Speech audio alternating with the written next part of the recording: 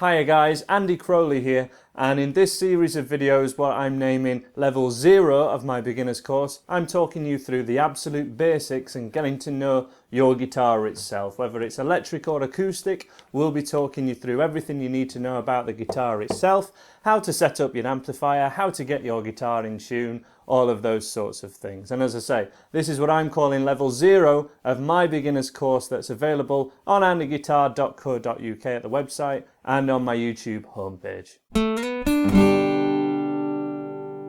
So the guitar I'm holding now is a standard steel-stringed acoustic guitar.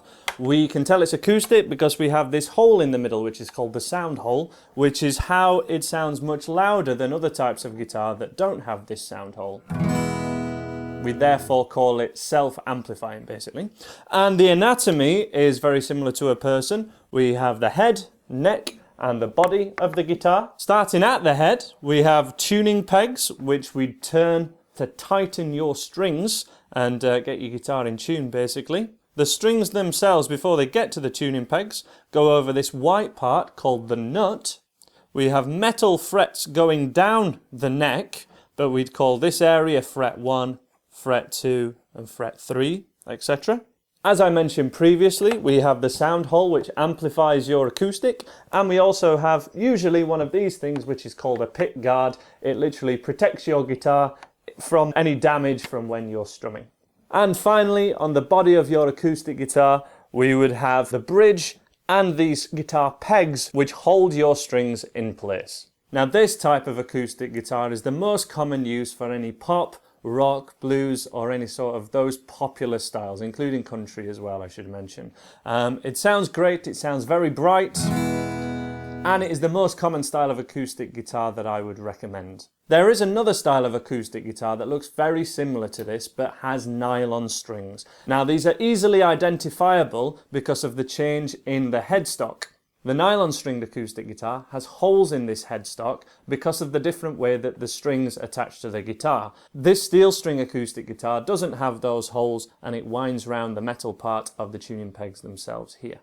The nylon stringed acoustic guitar is best for classical styles and also Spanish and flamenco styles, though because of its relatively smaller size and relatively smaller expense, these nylon stringed guitars have become very common for beginners and certainly for children because they can be easier to press down because of the nylon strings. However, I don't really advise going down this route as you're never going to accomplish the sound that you can get from either the steel string acoustic guitar or the electric guitar that I will be talking you through shortly. So if you're looking for a guitar for a child or for yourself and you're worried about that, I'd really recommend putting thinner strings on your guitar, and if you still struggle, just go for an electric guitar because it will be easier. So this is my main electric guitar. I love this guitar. The type is called a Les Paul type.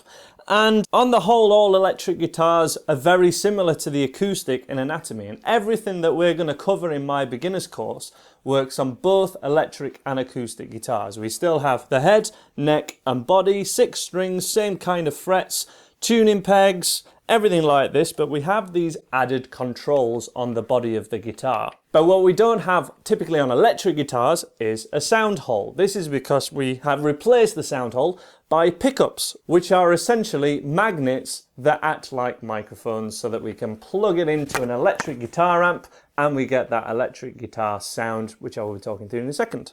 On this electric guitar in particular, we have double pickups known as humbuckers. On the next electric I will show you, they will only have one of these. So these humbucking pickups essentially allow a higher output from the guitar, and therefore they can sound heavier and with less noise when you turn up the overdrive all the way.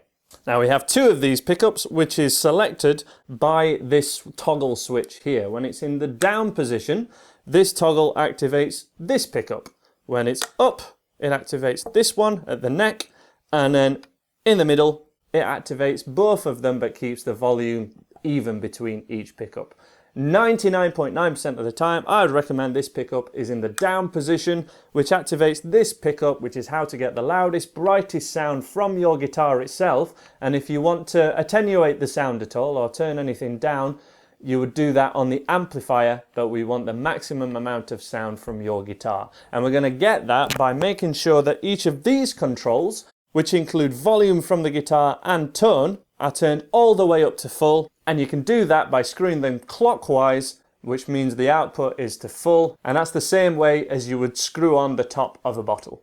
Then we have the output of the guitar, which we will need a jack lead for. It doesn't matter whether you have a straight jack lead or an angle one like this, they will all do the same job, and that will take it to your guitar amplifier, which I will be talking you through in the next lesson following this one. I would like to briefly show you the other common style of electric guitar, which is this Stratocaster style guitar. This is a Yamaha Pacifica, so it's not a Stratocaster, but it has a very similar look to it and that sort of style, characterized by these cutaways in the body and the difference in headstock. These guitars usually just have these single coil pickups, though you can see we do have one double humbucker there. These will typically give a cleaner sound with your guitar. However, you can still turn the overdrive up on your amplifier or your effects, and it will sound just as heavy as the Les Paul humbucker style. So just to finish up, let's hear what the electric guitar sounds like compared to the acoustic. This is with the settings set to the overdrive channel, so that we get some fuzz, which we'd call overdrive or distortion. And we can also turn that overdrive off, so it sounds like the normal steel strings just amplified. A much cleaner sound that sort of emulates an acoustic in many ways. And for any of the beginner's course, typically we would want to keep your electric guitar on this clean channel, and I will say clearly in the videos when it's appropriate to use the overdrive, and it mainly depends on your song choices whether you want to activate the overdrive or keep it on the clean channel. So it'll be the next video where I'll be showing you about this overdrive and clean, which is all done on your amplifier. I hope to see you there, guys. Take care and bye for now. You can download this video and the ebook that goes with this entire course by clicking in this area here. Click over there to watch the next lesson here on YouTube. Please subscribe if you haven't already, and all those links are in the description if you are watching on mobile.